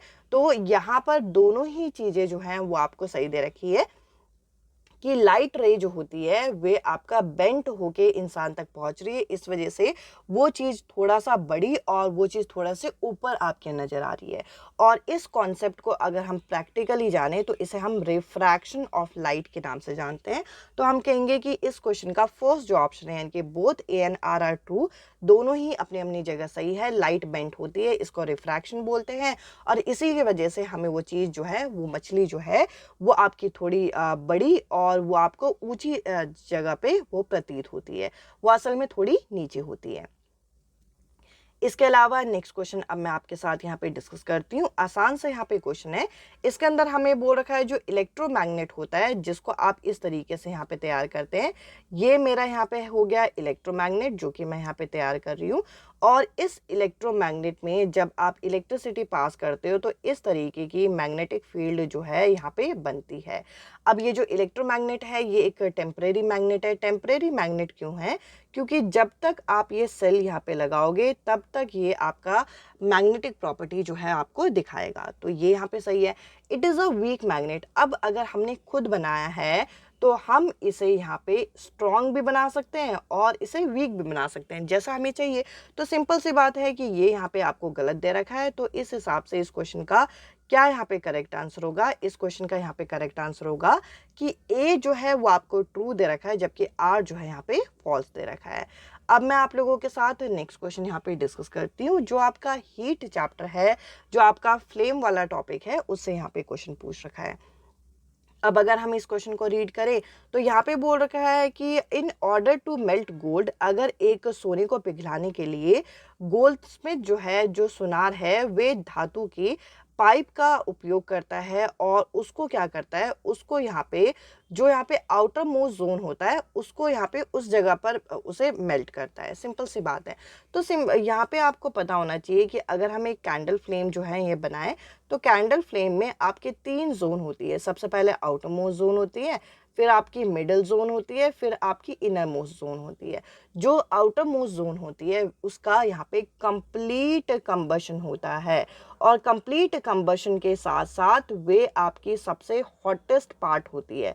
इसीलिए सुनार हो गया, लोहार हो गया, किसी भी चीज़ को पिघलाने के लिए आउटर मोस्ट जोन का प्रयोग करते हैं।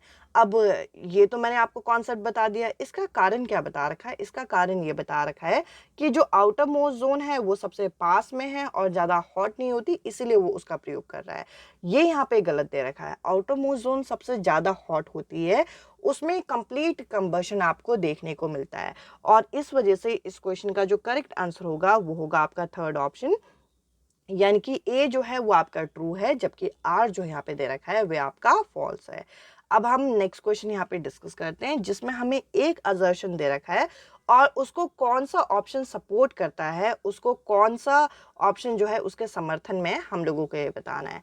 यहाँ पे बोल रखा है एक कैरेट प्लांट जो है, कैरेट प्लांट में आपको रेटिकुलेट वेनिएशन देखने को मिलेगा। रेटिकुलेट वेनिएशन क्या होता है?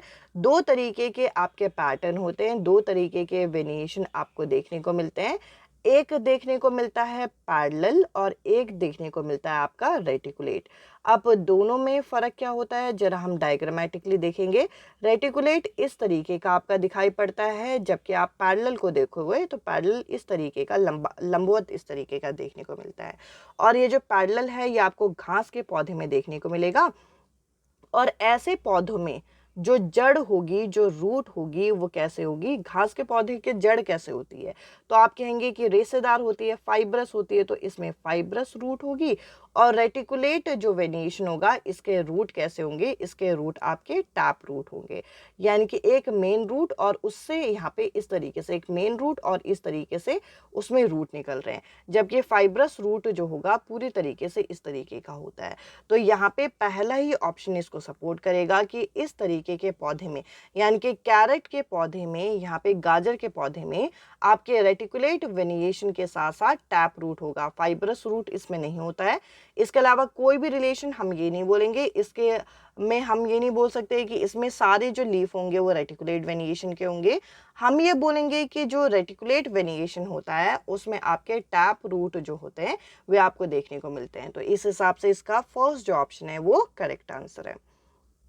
अब मैं आपके साथ नेक्स्ट क्वेश्चन यहाँ पे डिस्कस करती हूँ, जिसके अंदर यहाँ पे हमें असर्शन क्या दे रखा है? असर्शन यहाँ पे दे रखा है कि हम यहाँ पे सॉल्ट को, नमक को, इसके अलावा हम लोग यहाँ पे ईडेबल ऑयल यानी कि खाद्य तेल को, सिरके को, चीनी को हम यहाँ पे परिरक्षक के रूप में यूज़ करते हैं, प्रिजर्वेटिव के यूज़ करते हैं। अब प्रिजर्वेटिव क्या करता है? हमारे खाने को सेफ करता है, किससे? स्पॉइल होने से, बचाने से। सिंपल सी बात कि हमारा खाना जल्दी खराब ना हो, इसकी वजह से हम प्रिजर्वेटिव डालते हैं। अब इसका कारण क्या बोल रखा है? इसका कारण ये बोल रखा है इससे फ्लेवर मिलता है, फ्लेवर जरूर मिलता है, पर प्रिजर्वेटिव का जो असल काम है वो यहाँ पे हमारे खाने को खराब होने से बचाना है।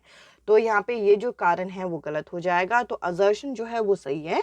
जबकि अगर आप ये देखें तो यहाँ पे हम लोग बोलेंगे कि दोनों के दोनों अपनी अपनी जगह सही है। फ्लेवर देता है जरूर, क्योंकि आप नमक डालोगे तो उससे फ्लेवर आएगा, विनेगर अगर आप देखोगे, सिरका वगैरह, उससे फ्लेवर जरूर आता है, पर यहाँ पे इसका कारण जो है वो आपका गलत दे रखा है। तो हम यहाँ पे कौन से ऑप्शन को सही कहेंगे? हम लोग यहाँ पे सेकेंड ऑप्शन को यहाँ सही कहेंगे। इसके अलावा अब मैं आप लोगों के साथ नेक्स्ट क्वेश्चन जो है यहाँ पे डिस्कस करती हूँ। तो देखिए नेक्स्ट क्वेश्चन फिर से एक और असर्शन रीजन का है। यहाँ पे बोल रखा है if an iron nail is put in a blue colour copper sulphate solution. अब यहाँ पे आप लोगों को डिस्प्लेसमेंट रिएक्शन के बारे में यहाँ पे बता रखा है। अब अगर आप यहाँ पे देखें तो देखिए आयरन नेल जो होता है इसका फॉर्मूला होता है आपका Fe, और अगर मैं यहाँ पे कॉपर सल्फेट सॉल्यूशन की बात करूँ तो ये होता है आपका CuSO4। अगर आप आयरन नेल को कॉपर सल्फेट सॉल्यूशन के अंदर डालेंगे तो क्या होगा कि ये जो आयरन होगा ये आपका कॉपर को डिस्प्लेस करके खुद उसकी जगह लग जाएगा और कॉपर यहाँ पे अलग हो जाएगा। तो सिंपल सी बात है कि इसका कलर जो है चेंज इसलिए हो जाता है क्योंकि आपको यहाँ पे क्या देखने को मिलता है? यहाँ पे आपका आयरन सल्फेट बनता है और कॉपर बनता है, तो यहाँ पे सही है।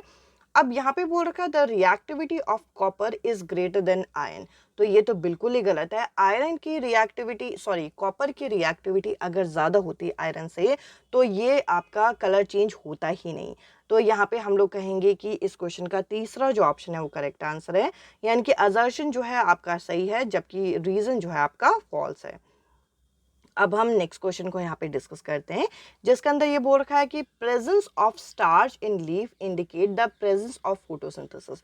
यानी कि पत्तियों में यहाँ पे स्टार्च जो है वो आपका पाया जाता है, जिससे हम कहेंगे कि यहाँ पे प्रकाश संश्लेषण जो है वो घटित होता है, ये इसका सूचक है। तो ये बिल्कुल सही है, क्योंकि स्टार्च जो है वो आपका कहीं ना कहीं बताता है कि हम लोगों का जो फूड है वो आइटम यहाँ पे देखने को मिला, और फोटोसिंथेसिस में भी यहाँ पे आपका फूड आइटम बनता है।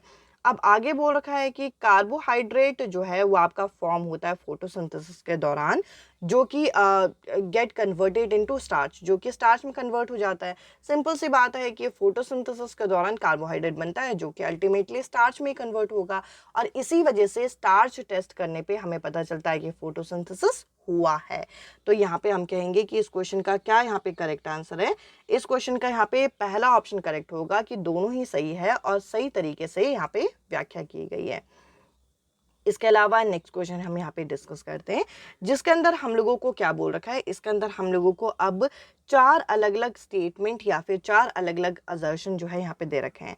अब यहाँ पे बोल रखा है कि जो आपका विंड पाइप है वो आपका मूव करता है अगेंस्ट फूड पाइप इन थ्रोट, यानी कि हमारे गले में, हमारे कंठ में जो आपका फूड पाइप है और विंड पाइप है एक दूसरे के अगेंस्ट आपके मूव करते हैं। ये स्टेटमेंट बिल्कुल सही है।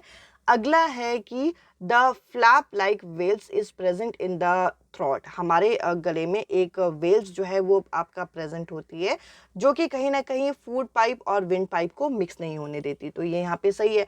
एक फ्लैप होती है जो कि खाने को यहाँ पे विंड पाइप के अंदर जाने नहीं देती। इसके अलावा यहाँ पे अगला स्टेटमेंट क्या बोल रखा है कि air and food share a common passage. अगर ये यहाँ पे कॉमन पैसेज शेयर करते तो बार बार चीज़ें मिक्स होती। आप समझने की कोशिश करिए कि आपने खाना खाया, साथ में आप सांस ले रहे हो, वो दोनों चीज़ें आपकी मिक्स हो रही होती और आपको ऐसे हर बार दिक्कत होती। अब अगला है sometime food particle enter the wind pipe which may cause hiccups, और जिसकी वजह से हिचकी आती है। यह आपके एनसीईआरटी में भी बता रखा है। तो आप कहेंगे कि S1, S2 और S4 यहाँ पे सही है, जबकि S3 जो है यहाँ पे आपका गलत है। तो इस हिसाब से हम कहेंगे कि इस क्वेश्चन का तीसरा जो ऑप्शन है यहाँ पे आपका सही दे रखा है। अब मैं आप लोगों के साथ नेक्स्ट क्वेश्चन यहाँ पे डिस्कस करती हूँ। यहाँ पे हम लोगों को बोल रखा है कि हम लोग सोडियम को ग्रिसलीन के अंदर स्टोर करते हैं। ग्रिसलीन के अंदर स्टोर नहीं करते, इसको केरोसिन के अंदर स्टोर किया जाता है, और ये आपका हाईली रिएक्टिव होता है ऑक्सीजन और वाटर के साथ। ये यहाँ पे सही है। तो हम कहेंगे कि असर्शन जो है आपको ये गलत दे रखा है, जबकि कारण जो है सही है। तो यहाँ पे आपका थर्ड जो ऑप्शन होगा ये करेक्ट आंसर है, यानी कि A is false but R is true, यहाँ पे ये करेक्ट है। अब मैं आपके साथ नेक्स्ट क्वेश्चन यहाँ पे डिस्कस करती हूँ, जिसके अंदर क्या बोल रखा है। जिसके अंदर हम लोगों को ये बोल रखा है जो बॉइलिंग पॉइंट होता है वाटर का, वो आपका रिड्यूस हो जाता है आपका कब, हाई ऑल्टीट्यूड में।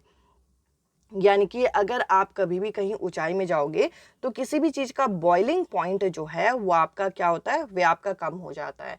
सिंपल सी बात है कि अगर आपकी कोई चीज़ 100 डिग्री में बॉईल हो रही होगी तो उसका बॉइलिंग पॉइंट रिड्यूस हो जाता है। अब इसका कारण हमें क्या बता रखा है, क्योंकि एटमॉस्फेरिक प्रेशर जो होता है हाई ऑल्टीट्यूड में कम होता है, तो वहाँ पे चीज़ें जो हैं वो आपकी जल्दी बॉईल होंगी। ये आपका बिल्कुल सही दे रखा है। एटमॉस्फेरिक प्रेशर की वजह से हाई ऑल्टीट्यूड में चीज़ें जो हैं उनका बॉइलिंग पॉइंट रिड्यूस होता है। तो यहाँ पे आपका फर्स्ट ऑप्शन यहाँ करेक्ट आंसर होगा।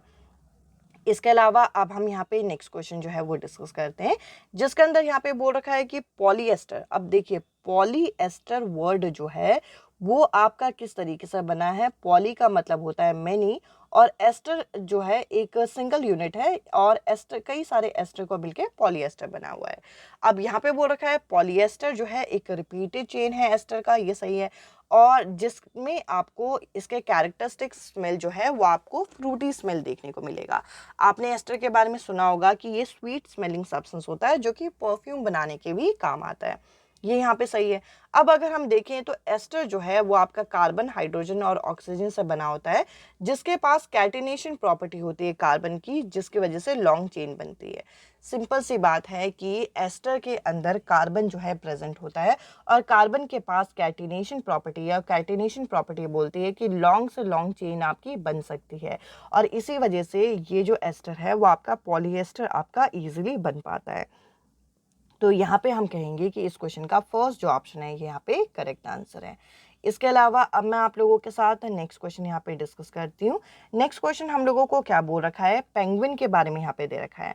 तो देखिए यहाँ पे हम लोगों को इस क्वेश्चन में बोल रखा है कि penguin have thin skin and less fat. अब ये तो बिल्कुल ही गलत है। पेंगुइन जो है वे आपका कोल्ड एरिया में रहता है और कोल्ड एरिया के लिए उनकी स्किन यहाँ पे कैसे होती है, उनकी स्किन यहाँ पे थिक होती है और जिसकी वजह से इनकी बॉडी में हम लोगों को क्या देखने को मिलता है, मोर फैट देखने को मिलता है और इसकी वजह से ये क्या रहते हैं, इसकी वजह से ये वार्म रहते हैं। तो आपको ये कॉन्सेप्ट जो है ये पता होना चाहिए। अब यहाँ पे तो हम लोगों को अजर्शन ही गलत दे रखा है और जो पेंगुइन के बारे में हमें बता रखा है, पेंगुइन जो है और इसकी वजह से पेंगुइन वार्म यहाँ पे रह पाते हैं, तो ये तो गलत है। पेंगुइन की स्किन थिक होती है, ज़्यादा फैट होता है, इसकी वजह से ये अपने शरीर को वार्म रख पाते हैं। यहाँ पे हम लोगों का अगर आप देखेंगे तो अजर्शन जो है आपका गलत है, जबकि पेंगुइन के बारे में कारण सही दे रखा है कि पेंगुइन एक दूसरे के साथ हर्डल करके रहते हैं, झुंड में रहते हैं, जिसके वजह से एक दूसरे को गर्म कर पाते हैं। तो यहाँ पे आप देखेंगे कि अजर्शन जो है वो आपका फॉल्स है, जबकि रीज़न जो है आपका सही दे रखा है। इसके अलावा नेक्स्ट क्वेश्चन अब हम यहाँ पे डिस्कस करते हैं, जो कि क्वेश्चन नंबर 42 है। इसके अंदर ये बोल रखा है कि larger the amplitude louder is the sound. मैंने आपको बताया था कि जो आपका एम्पलीट्यूड होता है वे आपका डायरेक्टली प्रोपोर्शनल होता है यहाँ पे लाउडनेस के। तो सिंपल सी बात है, तो ये आपको पता होना चाहिए कि एम्पलीट्यूड और जो लाउडनेस है वो एक दूसरे के साथ डायरेक्ट रिलेशन पे, तो ये यहाँ पे सही है। अब यहाँ पे बोल रखा है higher the frequency higher the pitch, ये भी यहाँ पे सही है। दोनों ही कॉन्सेप्ट अपनी अपनी जगह सही है, पर इन दोनों कॉन्सेप्ट का कोई लिंक नहीं है। अगर आप देखें तो दोनों कॉन्सेप्ट हम अलग अलग भी पढ़ सकते हैं, इनका कोई लिंक नहीं बैठेगा। तो यहाँ पे आप कहेंगे कि इस क्वेश्चन का सेकंड जो ऑप्शन है सही है, यानी कि असर्शन भी सही है, रीजन भी सही है, पर कोई करेक्ट एक्सप्लेनेशन इस क्वेश्चन का आपको नहीं मिल रहा। इसके अलावा नेक्स्ट क्वेश्चन हम लोगों का फिर से एक metal and non metal chapter का यहाँ पे पूछा गया है। यहाँ पे बोल रखा है if an iron blade is put in a blue colour copper sulphate solution, copper get deposit over the iron blade. Copper जो है वो आयरन ब्लेड के ऊपर आपका डिपॉजिट हो जाता है। अब इसका कारण क्या बोल रखा है, reactivity of iron is greater than copper, hence copper is deposit, copper is displace from copper sulphate solution. Simple सी बात है कि अगर आपको नॉर्मल रिएक्शन भी पता है तो इस क्वेश्चन को आप इजीली कर पाएंगे। जब आप आयरन के ब्लेड को यानी कि Fe को यहाँ पे FeSO4 यानी कि CuSO4 सॉल्यूशन में डालेंगे तो यहाँ पे क्या बनेगा, FeSO4 बनेगा, जो कि डिस्प्लेस कर पाएगा यहाँ पे कॉपर को। और इसका कारण क्या बोल रखा है, इसका कारण ये बोल रखा है क्योंकि आयरन की रिएक्टिविटी ज़्यादा होती है, कॉपर से ज़्यादा होती है, इसी वजह से उसको डिस्प्लेस कर पा रहा है। दोनों ही अपनी अपनी जगह सही हैं, करेक्ट एक्सप्लेनेशन है, इस वजह से इस क्वेश्चन का फर्स्ट जो ऑप्शन हम यहाँ पे करेक्ट बोलेंगे। अब मैं आप लोगों के साथ नेक्स्ट क्वेश्चन यहाँ पे डिस्कस करूंगी। यहाँ पे बोल रखा है कि all combustion reaction is a exothermic reaction, यानी कि सभी कंबशन रिएक्शन जो होती है वे आपकी एक्सोथर्मिक रिएक्शन होती हैं। आगे S2 क्या बोल रखा है कि oxygen is added and heat is release in all the reaction. अब यहाँ पे बोल रखा है कि कंबशन के दौरान ऑक्सीजन जो होता है वो ऐड होता है, जिसकी वजह से हीट रिलीज होती है, और हीट रिलीज होती है इसलिए एक्सोथर्मिक बोलते हैं। इसके अगर हम एग्जाम्पल को देखें तो देखिए, जब आप कभी भी कार्बन को ऑक्सीजन के साथ रिएक्ट कराओगे तो यहाँ पे क्या बनेगा, कार्बन डाइऑक्साइड बनेगा। इसके अलावा यहाँ पे आप लोगों के पास हीट भी रिलीज होती है। तो ये कैसे रिएक्शन है, ये आपकी एक एक्सोथर्मिक रिएक्शन है। सिंपल सी बात है कि कंबशन के दौरान हम क्या करते हैं, हम ऑक्सीजन के साथ चीज़ों को रिएक्ट कराते हैं, जिसकी वजह से हीट रिलीज होती है और इसी वजह से इसे एक्सोथर्मिक रिएक्शन बोलते हैं। तो यहाँ पे हम लोगों का पहला जो ऑप्शन है वो सही होगा, यानी कि जो S1 है वो आपका क्या है, वो आपका S1 S2 दोनों सही है और S2 जो है करेक्टली एक्सप्लेन कर रहा है S1 को। इसके अलावा अब मैं आप लोगों के साथ नेक्स्ट क्वेश्चन यहाँ पे डिस्कस करूंगी, जिसमें हम लोगों को क्या बोल रखा है कि बेरियम क्लोराइड जो है आपका सोडियम सल्फेट के साथ रिएक्ट कर रहा है। आपको इस रिएक्शन को बताना है कि ये किस तरीके की रिएक्शन है। और मैग्नीशियम ऑक्साइड जो है कार्बन डाइऑक्साइड के साथ रिएक्ट कर रहा है, तो ये किस तरीके की रिएक्शन है। अब अगर हम इस क्वेश्चन के ऑप्शंस को देखें तो सबसे पहले आपको पता होना चाहिए बेरियम क्लोराइड जो है वो आपका क्या है, कंपाउंड है। जैसे कि आपने पढ़ा होगा एक कंपाउंड है जैसे AB, अगर वो CD के साथ रिएक्ट कर रहा है तो यहाँ पे आपका होगा क्या, यहाँ पे अगर ये मेटल है और ये आपका नॉन मेटल है तो यहाँ पे मेटल जो है आपका नॉन मेटल के साथ यानी कि AD के साथ मर्ज हो जाता है और जो C होगा वो B के साथ मर्ज हो जाएगा। इस टाइप के रिएक्शन में यहाँ पे आयंस जो होते हैं वो एक्सचेंज होते हैं और इसको हम क्या बोलते हैं, इसको हम डबल डिस्प्लेसमेंट बोलते हैं। और यहाँ पे अगर आप देखेंगे कि बेरियम क्लोराइड जो है जब आपका सोडियम सल्फेट के साथ रिएक्ट करेगा तो यहाँ पे एक तो बनेगा आपका बेरियम सल्फेट और दूसरा यहाँ पे क्या बनेगा, दूसरा यहाँ पे बनेगा सोडियम क्लोराइड।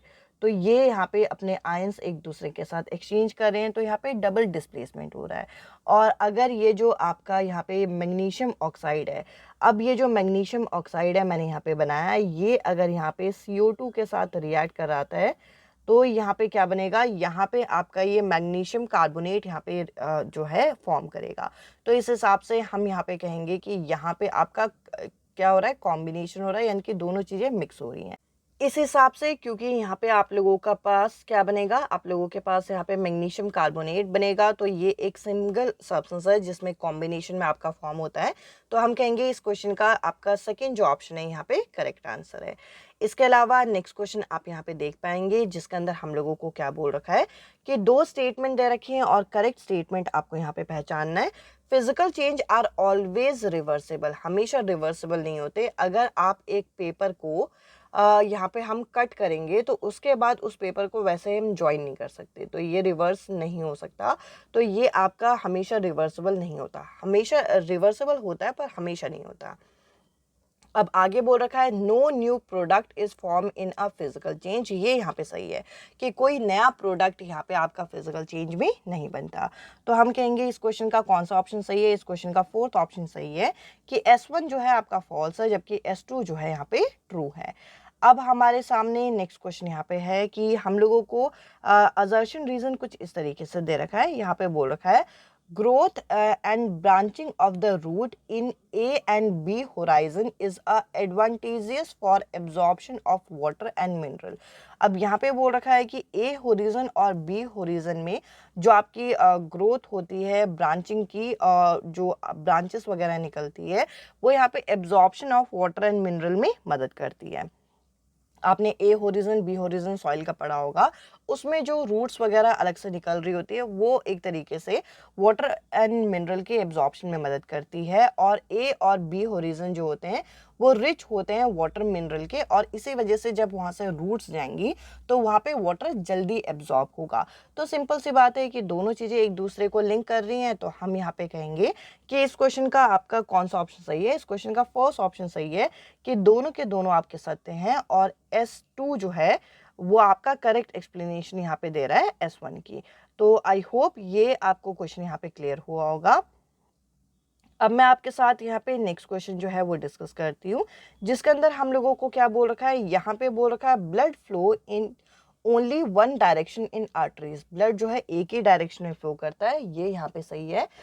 इसके अलावा यहाँ पे बोल रखा है कि आर्टरीज के पास वेल्स होते हैं, वेल्स आर्टरीज के पास नहीं होते, वेन्स के पास होते हैं। तो हम कहेंगे कि इस क्वेश्चन में पहला जो स्टेटमेंट है वे आपका क्या है, पहला स्टेटमेंट यहाँ पे करेक्ट है, सॉरी पहला स्टेटमेंट यहाँ पे करेक्ट है और दूसरा स्टेटमेंट यहाँ पे इनकरेक्ट है। तो इस क्वेश्चन का जो करेक्ट आंसर होगा वो होगा आपका थर्ड ऑप्शन, यानी कि S1 जो है आपका ट्रू है जबकि S2 जो है यहाँ पे फॉल्स है। इसके अलावा अगर हम यहाँ पे नेक्स्ट क्वेश्चन जो है वो डिस्कस करें जिसके अंदर ये बोल रखा है कि पोलियो ड्रॉप जो है हम लोगों को ऐसे बच्चों को नहीं पिलाना चाहिए जब बच्चे को डायरिया वगैरह हो, क्योंकि डायरिया के समय में क्या होता है कि अगर बच्चे को आप पोलियो पिलाओगे तो उनकी शरीर से वो यहाँ पे एलिमिनेट हो जाएगा और इस वजह से बोला जाता है कि उस समय उन्हें पोलियो नहीं पिलाना चाहिए। तो ये दोनों के दोनों यहाँ पे सही हैं। तो हम लोग इस क्वेश्चन का फर्स्ट जो ऑप्शन है वो करेक्ट बोलेंगे। अगर आपको कॉन्सेप्ट पता है तो आप इजीली इस तरीके से इन क्वेश्चंस को यहाँ पे कर पाएंगे। Acid basis on salt chapter का क्वेश्चन है, यहाँ पे बोल रखा है कि ड्राई HCl जो है वो अपना कलर कभी भी आपका चेंज नहीं करता एक ड्राई लिटमस पेपर में। सिंपल सी बात है कि ड्राई स्टेट नहीं चाहिए होता, हमें एक्वा स्टेट चाहिए होता है, तो ये आपको पता होना चाहिए। अब आगे अगर हम यहाँ पे देखें तो यहाँ पे बोल रखा है कि litmus paper always change in colour only in the presence of H+ ion and OH- ion. तो ये तो सही है कि इनके प्रेजेंस में करता है, पर ओनली की वजह से ये स्टेटमेंट यहाँ पे गलत हो जाएगा कि अगर H+ आयन है, OH- आयन यहाँ पे है, बट एक्वस मीडियम नहीं है, तो भी ये कलर चेंज नहीं करेगा। तो हम यहाँ पे कहेंगे कि इस क्वेश्चन का तीसरा जो ऑप्शन है यहाँ पे करेक्ट आंसर है। इसके अलावा नेक्स्ट क्वेश्चन आप यहाँ पे देखेंगे, हेपेटाइटिस ए से रिलेटेड यहाँ पे क्वेश्चन हम लोगों को दे रखा है। अब ये जो हेपेटाइटिस ए है, ये आप लोगों का क्या बोल रखा है कि taking boiling drinking water is an effective preservative measure against hepatitis A. यानी कि अगर हेपेटाइटिस ए अगर किसी को है तो इस केस में हम लोगों को क्या करना चाहिए, इस केस में हम लोगों को बॉइलिंग ड्रिंकिंग वाटर जो है वो आपका पिलाना चाहिए। अब यहाँ पे बोल रखा है कि ये जो है हेपेटाइटिस ए एक बैक्टीरियल डिजीज है, यहाँ पे हमें बोल रखा है। अगर आपने क्लास 8 की वो टेबल पढ़ी है जो माइक्रो ऑर्गेनिज्म चैप्टर में है, तो हम लोगों को बताया ये जो हेपेटाइटिस ए है ये आपका क्या है, ये आपका एक वायरल डिजीज है, यानी कि ये आपका एक वायरस के थ्रू यहाँ पे स्प्रेड होता है। तो इस हिसाब से ये यहाँ पे गलत हो जाएगा। तो हम कहेंगे इस क्वेश्चन का सी जो ऑप्शन है वो करेक्ट है, यानी कि A is true but R is false. इसके अलावा नेक्स्ट क्वेश्चन हम लोगों के सामने है, जिसके अंदर हम लोगों को बोल रखा है कि जो वीनस है वो आपका मून की तरफ फेजेस यहाँ पे शो करता है। अगर आप अर्थ की तरफ से देखो तो ये हम लोगों को बोल रखा है। अब हम लोगों को यहाँ पे बोल रखा है Venus has cloudy atmosphere which reflect sunlight. तो यहाँ पे ये जो रीज़न है, यहाँ पे असर्शन का करेक्ट यहाँ पे नहीं बैठेगा कि उसमें आपको यहाँ पे जो है क्लाउडी एटमॉस्फेयर देखने को मिलता है, इस वजह से यहाँ पे आपको उसका रिफ्लेक्शन देखने को मिलेगा। इसके अलावा अगर हम यहाँ पे देखें तो अगले उसमें बोल रखा है कि Venus rotate on axis from east to west. तो देखिए वीनस के रोटेशन की वजह से उसमें भी मून की तरफ फेजेस देखने को मिलते हैं। देखिए अगर कोई चीज़ रोटेट करेगी तो हमें उसके अलग अलग फेज जो हैं वो देखने को मिलेंगे, ये यहाँ पे सही है। तो हम यहाँ पे कहेंगे कि इस क्वेश्चन में अगर आप देखेंगे कि उसमें क्लाउडी एटमॉस्फेयर होता है जो कि सनलाइट को रिफ्लेक्ट करता है, ये यहाँ पे सही है। और जो वीनस है वो रोटेट करता है, वो भी यहाँ पे सही है। अगर हम देखें तो दोनों के दोनों यहाँ पे सही है, बट जो असर्शन है उसको पूरी तरीके से एक्सप्लेन R2 यहाँ पे करता है, ना कि R1। R2 क्यों करता है, क्योंकि जब वो रोटेट कर रहा है तब उसमें आपको फेजेस जो है वो देखने को मिलेंगे। इस क्वेश्चन का बी जो ऑप्शन है वो यहाँ पे करेक्ट आंसर होगा। यहाँ पे हम लोगों को अर्थ एंड सोलर सिस्टम से कई क्वेश्चन यहाँ पे पूछे जाते हैं जो कि थोड़ा सा कंफ्यूज हमें कर सकते हैं, तो इस चैप्टर को हम लोगों को थोड़ा सा अच्छे से करके जाना है। यहाँ पे हमें असर्शन क्या दे रखा है, असर्शन यहाँ पे दे रखा है कि सोलर इक्लिप्स जो है वो आपको कब देखने को मिलेगा, जो सूर्य ग्रहण है वो आपको कब देखने को मिलेगा, जब यहाँ पे जो हमारा मून जो होता है ये सन और अर्थ के बीच में आ जाए। तो असर्शन यहाँ पे बिल्कुल सही है। अब इसका कारण हम लोगों को क्या दे रखा है, इसका कारण यहाँ पे दे रखा है कि जो शैडो होती है वे आपका अर्थ की वो आपका मून में फॉल हो जाती है, जो कि यहाँ पे बोल रखा है shadow of earth fall on moon. ये मून में वो फॉल नहीं होती, यहाँ पे मून जो होता है ये आपका अर्थ के कुछ पार्ट में शैडो फॉल करता है, जिसकी वजह से हम लोगों को यहाँ पे सूर्य ग्रहण के दौरान थोड़ा सा अंधेरा यहाँ पे देखने को मिलता है। तो इस हिसाब से यहाँ पे जो दूसरा रीज़न है ये यहाँ पे सही है। तो हम कहेंगे इसका जो बी ऑप्शन है यहाँ पे करेक्ट आंसर है। आई होप यहाँ तक का सेशन आपको ये क्लियर हुआ होगा। अब मैं आप लोगों के साथ नेक्स्ट क्वेश्चन यहाँ पे डिस्कस करती हूँ, जिसमें बोल रखा है जो वर्चुअल इमेज है वो आपका स्क्रीन में ऑब्टेन नहीं होती। तो ये तो हम लोगों को पता है कि ये यहाँ पे करेक्ट है। इसके अलावा हम लोगों को क्या बोल रखा है कि जो वर्चुअल इमेज है वो आपका फॉर्म होती है at the place where light ray appear to divergence. यानी कि वर्चुअल इमेज हमें तहाँ वहाँ बनने को दिखती है जहाँ पे लाइट डाइवर्ज होती है। सिंपल सी बात है कि अगर मैं यहाँ पे कॉनकेव मिरर बनाऊँ तो कॉनकेव मिरर में वर्चुअल इमेज कब बनेगी, वर्चुअल इमेज आपकी तब बनती है जब ये यहाँ पे फोकस और पोल के बीच में अगर ऑब्जेक्ट को हम यहाँ पे रखें और ये ऑब्जेक्ट इस तरीके से निकल के यहाँ पे ये डाइवर्ज हो रहा हो, यानी कि सिंपल सी बात ये दूर जा रहा है, तब जाके आपका पीछे मीट होके ये वर्चुअल इमेज बनेगी। तो ये यहाँ पे सही है। और अगर हम यहाँ पे दूसरा कारण देखें तो ये बोल रखा है जो आपकी आभासी प्रतिबिंब होती है, जो वर्चुअल इमेज होती है, वो सीधी होती है, इरेक्ट होती है। तो देखिए अगर मैं इस असर्शन को देखूं, असर्शन में क्या बोल रखा था, वर्चुअल इमेज आपकी स्क्रीन में ऑब्टेन नहीं होती, क्योंकि जब लाइट आपकी डाइवर्ज हो रही होती है तो ये पीछे की तरफ बनती है, इस वजह से आपको ये स्क्रीन में ऑब्टेन होते हुए नहीं दिखती। जबकि ये सीधी बनती है, ये भी सही है, पर ये करेक्ट एक्सप्लेन नहीं कर रहा।